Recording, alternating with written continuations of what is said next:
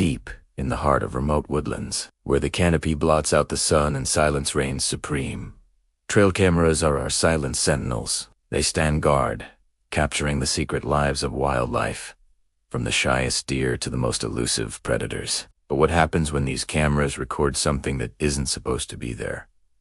Something that defies all explanation. This is the chilling story of a set of forest cameras that captured an impossible sight: a figure crawling upside down through the trees only, for the footage to vanish as if it never existed. Our story begins with a group of experienced wildlife researchers. 4 months, they'd been setting up a network of MOSI-activated cameras in a vast, uncharted forest. Their goal was simple: to study the local animal populations. The cameras were top of the line, equipped with night vision, high-definition recording, and secure, encrypted data storage. For weeks, the footage was exactly what you'd expect.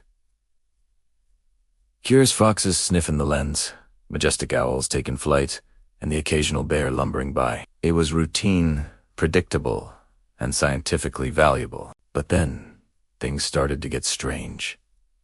It began subtly. One of the researchers, a man named Alex, noticed odd gaps in the recordings. A camera would be active 1 minute, then there would be a few minutes of dead air before it started recording again. He initially dismissed it as a technical glitch, maybe a power fluctuation or a software bug. He ran diagnostics, but everything checked out. The equipment was functioning perfectly. The real mystery began when they checked the camera designated as Site 7. This camera was positioned deep within the woods, overlooking a small, rocky clearing. When they retrieved the memory card, they found a file that was different. It was flagged with a corruption error, but a small thumbnail preview was still visible. And what that thumbnail showed made Alex's blood run cold. The image was distorted, but clear enough to make out a shape. It was humanoid, unnaturally thin and elongated, but it was positioned in a way that defied gravity. It was clinging to the underside of a thick tree branch, its limbs bent at impossible angles, crawling upside down. It looked less like a living creature and more like a twisted marionette, suspended in the darkness. The figure's head was turned towards the camera, and even in the low-resolution preview, too bright, reflective points suggested eyes staring directly into the lens. Alex and his team were stunned. It wasn't an animal they recognized. It wasn't a person, not in any normal sense. Was it a prank? A digitally manipulated image? They had to see the full video. Heartbeats pounding. Alex tried to open the file, but a message popped up. File not found or unreadable. He tried again, using different software, recovery tools, everything he could think of.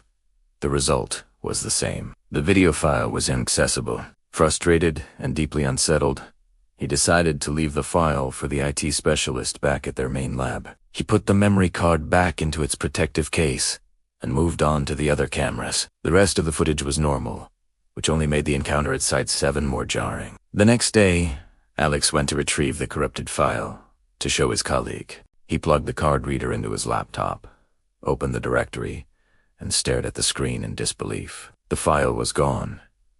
Not corrupted, not unreadable. It had completely vanished. There was no trace it had ever existed. He checked the system logs, the trash bin, everything. It was as if the data had been surgically erased from the card. Now, a healthy dose of skepticism is essential in this field.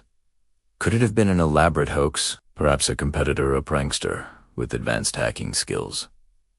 The team considered this, but the forest was incredibly remote, accessible only by a long and difficult hike. The cameras were password protected and encrypted. The idea that someone could physically access the camera, insert a manipulated file, and then remotely delete it without a trace seemed more far-fetched than the creature itself.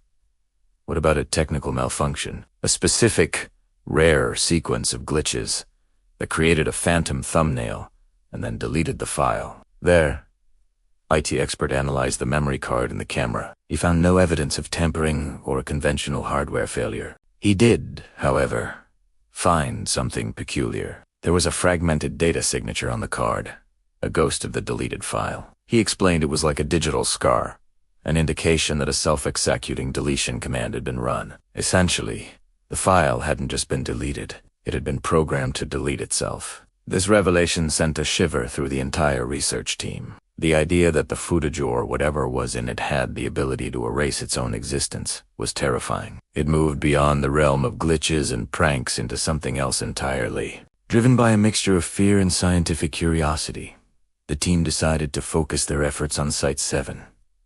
They set up 3 more cameras, creating a triangle of surveillance around the clearing. They used different brands, different software, and even a simple, non-digital film camera as a control. If something was out there, they were determined to capture it. For a week, nothing happened. The footage showed nothing but swaying trees and the occasional night bird. The team started to feel foolish, wondering if they'd imagined the whole thing. Maybe stress and isolation had played tricks on their minds. Then, on the 8th night, all 3 digital cameras went offline simultaneously. Back at their base camp, alarms blared from their monitoring station. 3 signals, all from Site 7.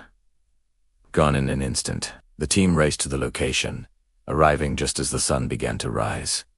The clearing was eerie and still. The cameras were physically intact, still mounted to the trees, but none of them would power on. They were completely dead, their internal components fried as if hit by a massive power surge. But what about the old film camera, the one with no digital parts? It was still there, untouched. With trembling hands, they retrieved the film canister and rushed it back to a dark room for development. As the images slowly materialized on the photographic paper, they held their breath. The first 24 photos were just as you'd expect, blurry shots of leaves, branches, the empty clearing. But the final 3 frames, they were the proof they both craved and dreaded. The first photo showed the clearing, but in the upper corner, something was entering the frame. A long, spindly limb, pale against the dark bark of a tree.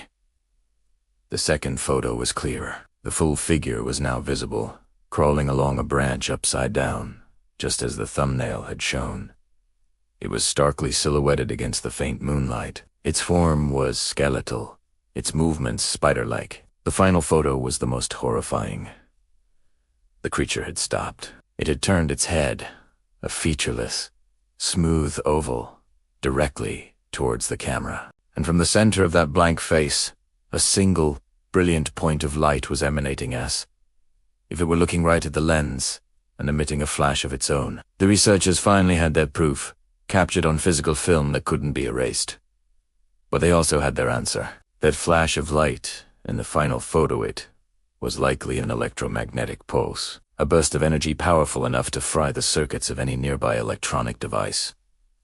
The creature hadn't just been recorded. It had become aware of being recorded and actively disabled the cameras. The self-deleting file wasn't a glitch. It was a defense mechanism. The team never released the photos. They were terrified. Not just of the creature, but of the implications. What was this thing? Was it an undiscovered species? Something from another dimension? Or something even more ancient?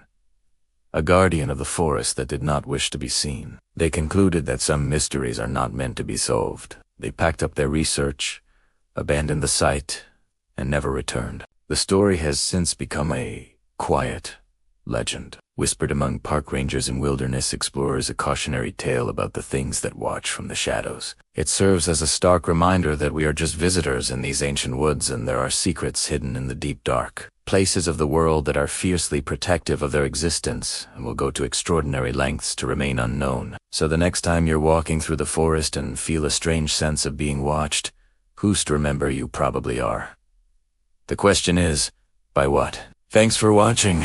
If you found this story as unsettling as I did, hit that like button and subscribe for more dives into the unknown. Stay curious and stay safe out there.